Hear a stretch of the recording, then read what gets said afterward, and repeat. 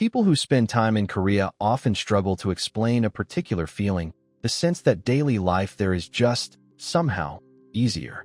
Not flashier or richer, simply smoother, with less friction grinding away at every ordinary task. It is rarely one big thing you can point to. It is 100 small ones, quietly working together, most of which you never consciously notice until you leave and feel them missing. Visitors call it convenience, but it runs deeper than that, into how the whole day is shaped. Here is why everyday life in Korea just feels easier. Part of it is that almost everything is open, and almost everything is close.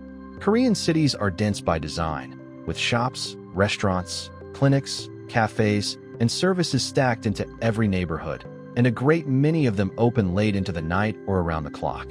Whatever you need is usually a short walk away, and usually available whenever you happen to need it. You are never planning your life around narrow opening hours or long trips across town for a simple errand. Forgot something at midnight, need a meal at 4 in the morning, want a coffee on a holiday. None of it is a problem, because something nearby is almost always open. That sheer, constant availability quietly removes a layer of friction most people do not even realize they carry, the low background work of timing, traveling, and waiting just to get the small things done. Part of it is that one tap tends to do everything. In Korea, a single card moves you across subways, buses, and taxis, then pays for your snack on the way home, and a single app can handle your messages, your money, your maps, and your taxi all at once. The walls between separate systems that constantly trip people up elsewhere have largely been dissolved. You are not juggling a dozen cards, apps, logins, and tickets that refuse to talk to one another. Daily life runs on a few smooth, connected layers instead of a tangle of disconnected ones.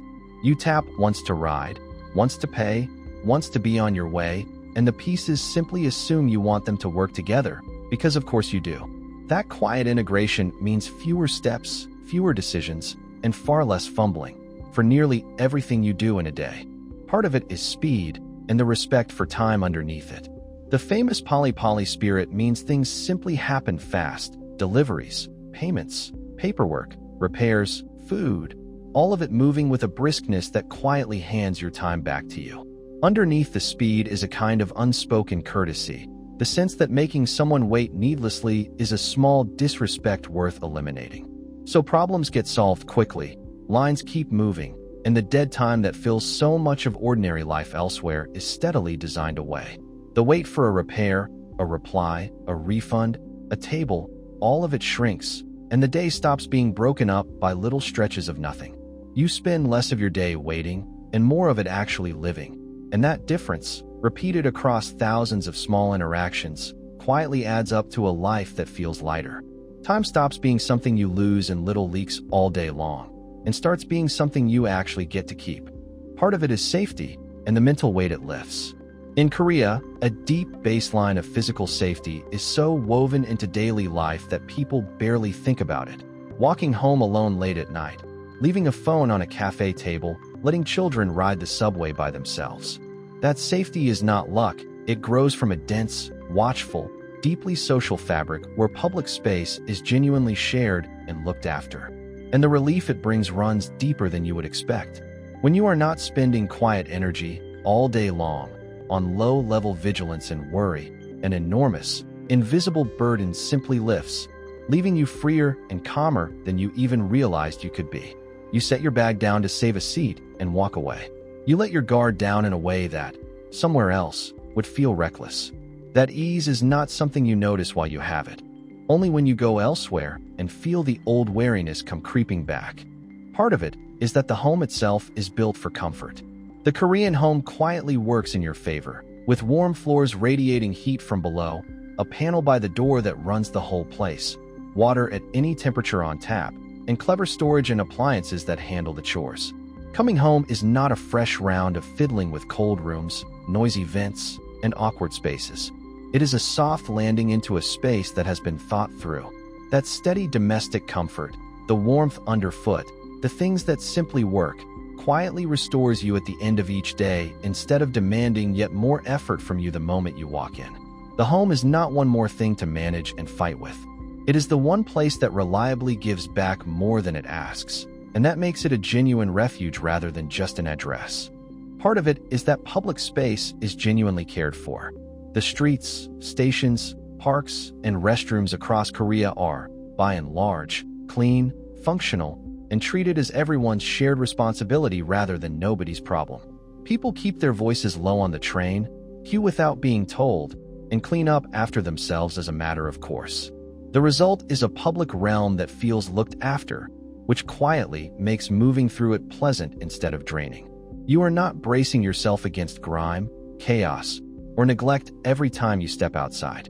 The shared world meets you halfway, and that quiet baseline of order and cleanliness makes the whole city feel like a place that is on your side.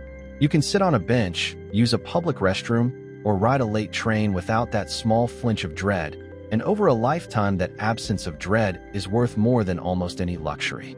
A city that is clean and orderly does not just look nicer.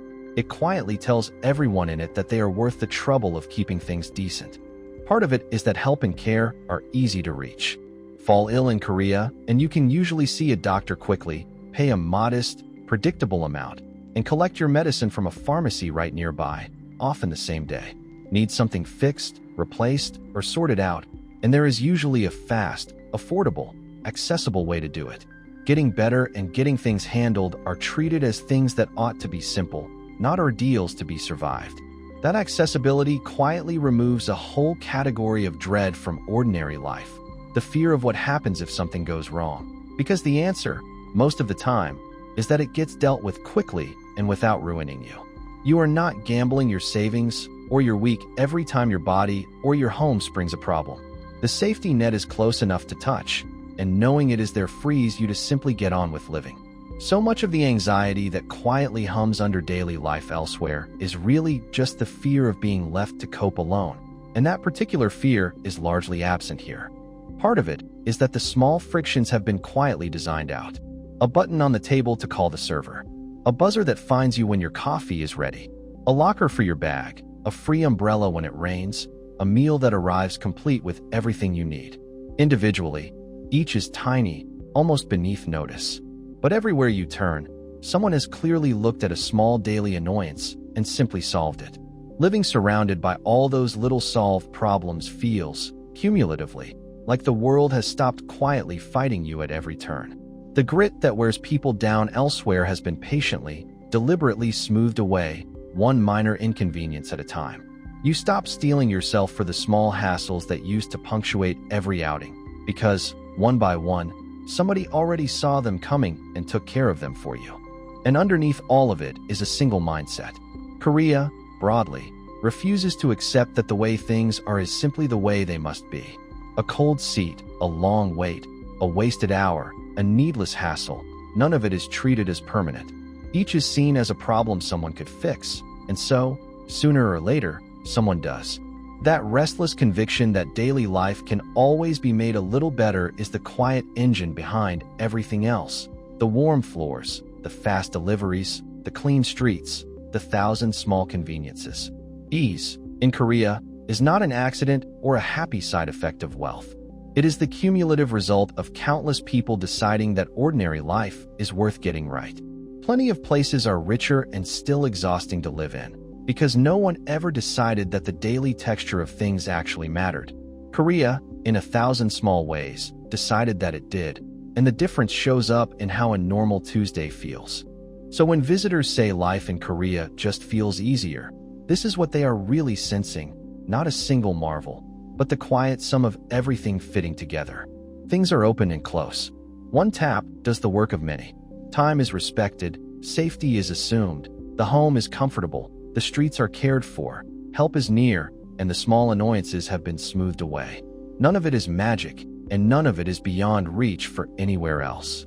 Each piece, on its own, is something any place could choose to build.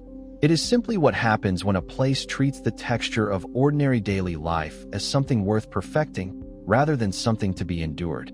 And once you have felt how light that can make an ordinary day, it quietly changes what you are willing to settle for.